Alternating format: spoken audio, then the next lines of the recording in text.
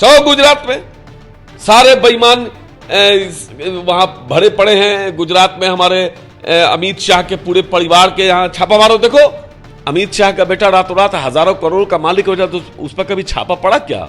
और पागल नहीं होता जो अपने सर को नोच के खुद जो है खा जाने वाली हालत, वही है इनकी।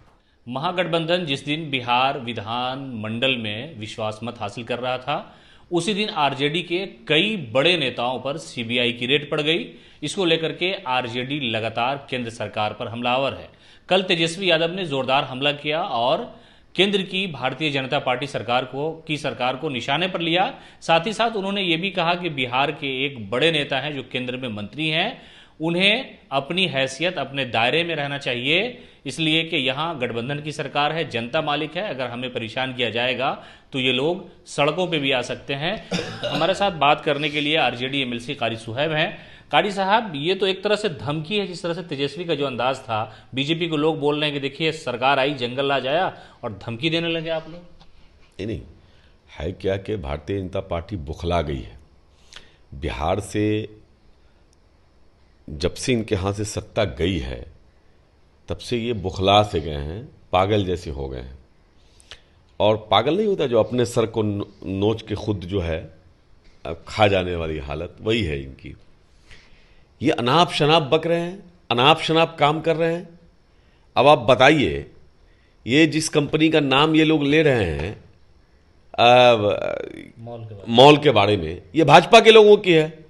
ये सारे चीज़ है, ये देखिए आप, जब जिस वक्त कंपनी बनी थी उस वक्त भी वहां ये दो आदमी का नाम है, वीरेन मेहता और शुभम। तमाम जो संवैधानिक संस्थाएं हैं उनकी धज्जियां उड़ाई जा रही है। लेकिन बीजेपी ने यही इल्जाम लगाया। तेजस्वी यादव ने जो प्रेस कॉन्फ्रेंस में कहा कि बीजेपी के उस नेता को हम बता रहे हैं कि हद में रहिए आप, नहीं तो यहां सब कुछ ठीक कर दिया जाएगा। ये बीजेपी कह रही है कि धमकी है। बिहार की जनता एकदम ठीक कर देंगे इन लोगों को।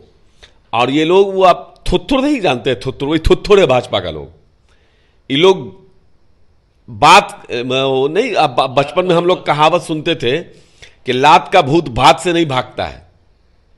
तो बिहार की जनता इनको ठीक कर देगी। अरे किस आधार पे आप इल्जाम लगा दे रहे हो, कुछ भी कर दे रहे हो? अमित शाह का बेटा रातों रात हजारों करोड़ का मालिक हो जाता, तो उस पर कभी छापा पड़ा क्या? नीरव मोदी और मोहिल चौक से क्या कभी छापा पड़ा क्या? आप भाजपा के तमाम मंत्री जो थे यहां 17 साल से, किसी एक मंत्री के यहां छापा पड़वा दो, देखो वहां जखीरा मिल जाएगा पूरा। भाजपा पूरे देश में हजारों हजार करोड़ का बनवा रही है अपना ऑफिस, वो कहां से पैसा ला रही है? 5 स्टार होटल टाइप का जो बना रही है ऑफिस, कहां से ला रही है? भाजपा के नेताओं का बड़ा बड़ा इंडस्ट्री पूरे देश में यहां वहां खोला गया है, कायम किया जा रहा है। बिहार के लोग जाकर के, बिहार के मंत्री लोग, नाम नहीं बोलना चाहते हैं, बिहार के मंत्री लोग जाके हिमाचल में जो अपना बड़ा बड़ा कॉलेज खोल रहे हैं और बड़ी बड़ी फैक्ट्री खोल रहे हैं, काहे के लिए? कहां से? कहीं छापा पड़ा उनके यहां क्या?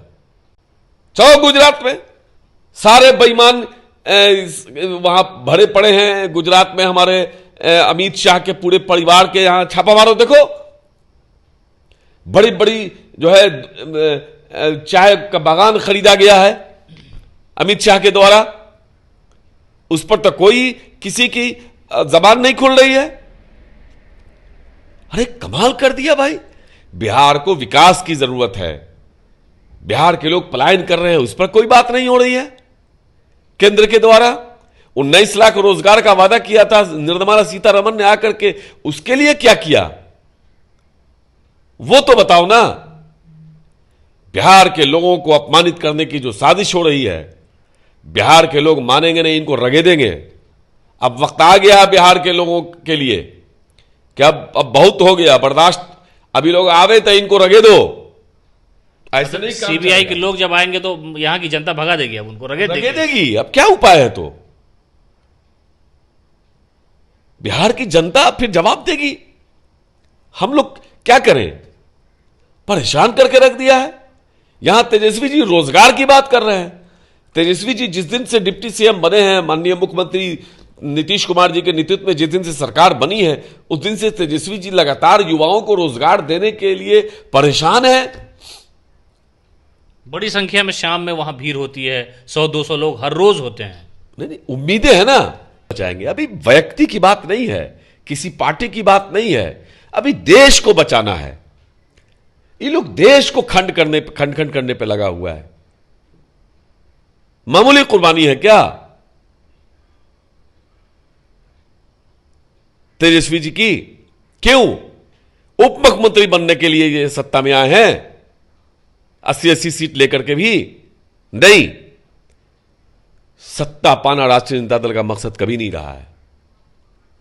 सत्ता तो लोगों की सेवा करने के लिए, सत्ता तो एक माध्यम है, लेकिन असल मकसद इस वक्त यह है कि सब लोग, सारे समाजवादी विचारधारा के लोग एक होकर के इस फासिस्ट ताकतों को यहां से उखाड़ फेंकना है।